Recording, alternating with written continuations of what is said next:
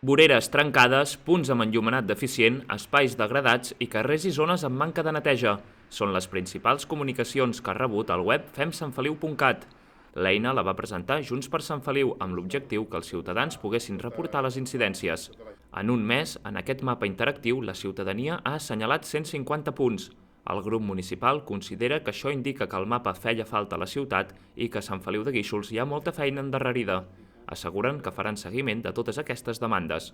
La majoria són incidències relacionades amb manteniment de la via pública, voreres trencades, enllumenat, que no funciona, punts degradats de fa molts anys. Bé, hem traslladat totes les incidències al regidor responsable de l'àrea, el Josep Savalls, perquè hi actuï com més aviat millor.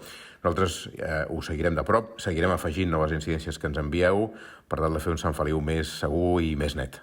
El portaveu de Junts, Toni Carrion, ha assegurat que les diferents incidències les han traslladat a l'àrea d'urbanisme, amb l'objectiu que el govern actuï amb celeritat, donant resposta a les necessitats. Una eina que des del grup defensen que era necessària.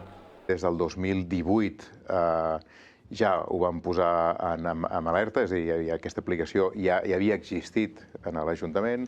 2022 aproximadament va deixar de funcionar.